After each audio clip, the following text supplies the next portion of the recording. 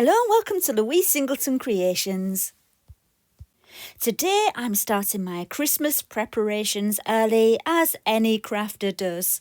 I recently received a set of 4 moulds from Boowannicole, and the 4 moulds go together to create a stacking Christmas tree, and 3 of the moulds are candle jars. So you've got 3 candles in 1 Christmas tree. I thought it was super cool and I couldn't wait to get started with it. So today you're going to be seeing me making a stacking candle Christmas tree with Aqua Cast eco resin. If that sounds like fun, stay tuned and enjoy the video.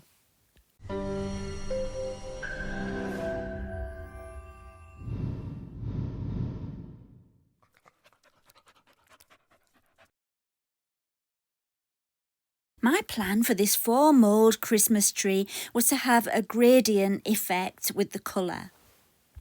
And so I thought if I add a little bit more pigment for each mould, that will be the best way to do it. But to do that, I needed to mix up enough Aqua Cast for all 4 moulds all at the same time. And that was a lot of Aqua Cast. So the mixing ratio for Aqua Cast is exactly the same as the mixing ratio for Boowannicole. And if you go onto the Boowannicole website, it will tell you how much powder and how much liquid you need if you're using Boowannicole. And like I just said, the ratio is the same, so I used their figures.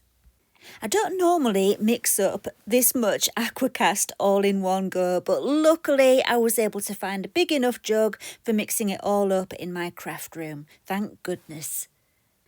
And for this first lot that I'm mixing up, I didn't actually use it for the finished piece.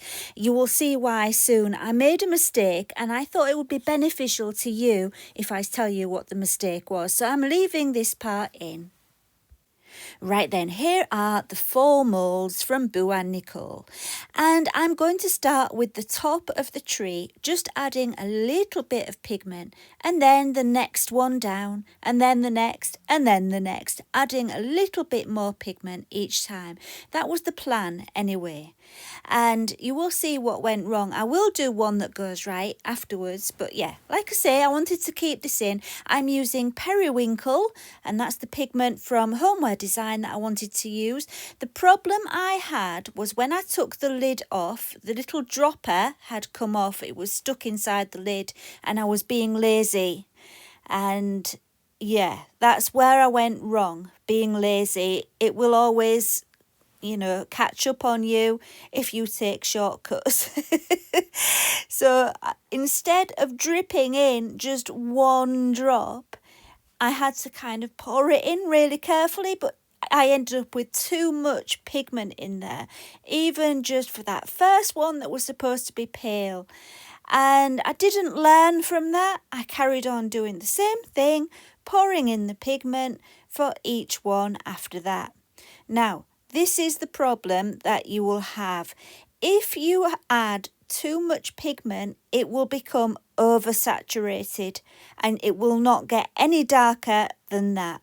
And so I ended up with 1 pale one for the top, and then the next 3 were all the same shade of blue because I added too much pigment and it became too saturated and I couldn't make it any darker.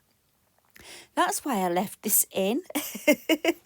And I hope that little bit of knowledge was useful to you. So I'm not going to waste that one. I will use it. I'll probably cover it with glitter or something like that to make it look better. But for this video, I wanted to start again and have a successful one. And this time I went for green because I fancied a change after the last experience. And it's the Homeware Design pigment again. I think this is called Vivid Green. And as you can see, I've kept it very pale there. I'm being much more careful this time, just adding a little bit extra each time. It still didn't turn out as good as I wanted it to, but it was much better than my first attempt. I'm sorry for all the sped up footage, but it was quite a lot. I've got it back to normal now though. Yeah, there's not really much to tell you. That's why I had to speed it up so you could see everything. But yeah, I struggle to think of what to tell you when I keep it at real time sometimes. But anyway, one thing I do need to tell you is that what you will need to do when you've added your Aqua Cast to your mould is tap the sides and bash the table so that all those little air bubbles can come to the top. If you've seen my other Aqua Cast videos, this is not anything new to you. I say it every single time, but still, I have to say the same thing again and again, just in case we've got any newbies here. And look, my husband came along. He saw me banging the table and I think he thought that looked like a lot of fun.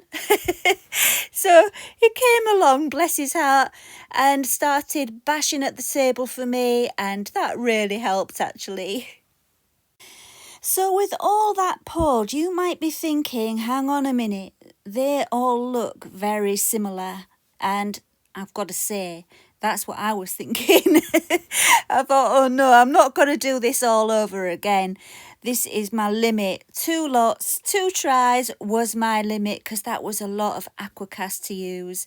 But luckily, when I took them out of the mould, I could see that they did look good.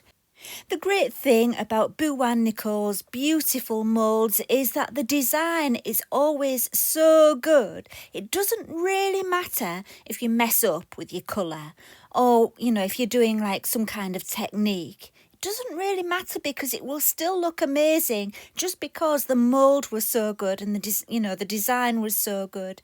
I love the soft curves of this Christmas tree. It's just beautiful. So anyway, I liked it as it was, but I wanted to add a little bit of something more. And so I had a little look through one of my storage trays filled with embellishments for paper craft from many years ago, and I found these flat-backed pearls, and I thought they would be really pretty on there. Not too garish, just delicate, and yeah, I thought it would suit the finish that I'd already got on the Christmas tree. I used E6000 glue, dabbed it on, and then used my sticky glue stick to pick up the pearls and stick them on. And yes, it did take ages, but as if by magic, with the wonders of video editing, here it is, all finished. You can kind of see the gradient effects, can't you? It's just about there. I could have done to have added a little bit more pigment each time, but I was too scared of oversaturating it like I did with the first one. So it's subtle. Anyway, it's ready now for some candle wax.